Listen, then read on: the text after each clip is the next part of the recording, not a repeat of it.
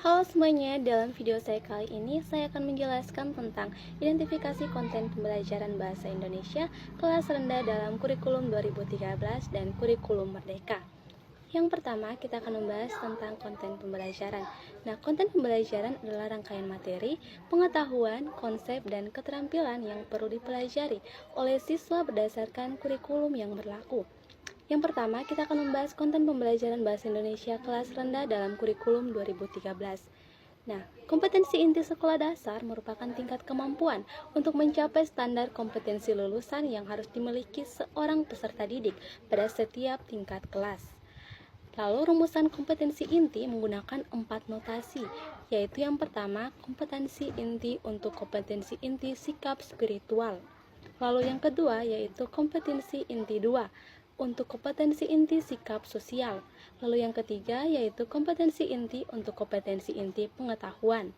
Yang keempat, kompetensi inti keterampilan.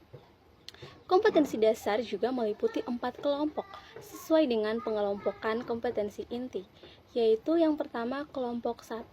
Nah, untuk kelompok 1 ini kompetensi dasar sikap spiritual dalam rangka menjabarkan KI 1. Lalu kelompok 2 yaitu kelompok kompetensi dasar sikap sosial dalam rangka menjabarkan KI 2.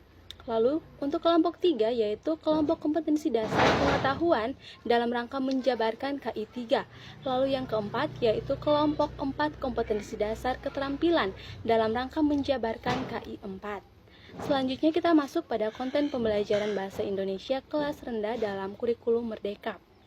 Nah, kurikulum Merdeka didefinisikan sebagai kurikulum dengan pembelajaran intrakurikuler yang beragam, di mana konten akan lebih optimal agar peserta didik memiliki cukup waktu untuk mendalami konsep dan menguatkan kompetensi. Pada kurikulum 2013 terdapat kompetensi inti dan kompetensi dasar yang perlu dicapai pada suatu pembelajaran. Begitu juga dengan kurikulum Merdeka. Namun kompetensi inti pada kurikulum 2013 diganti dengan capaian pembelajaran, sedangkan kompetensi dasarnya diganti dengan tujuan pembelajaran. Oke, sekian mungkin penjelasan dari saya. Terima kasih.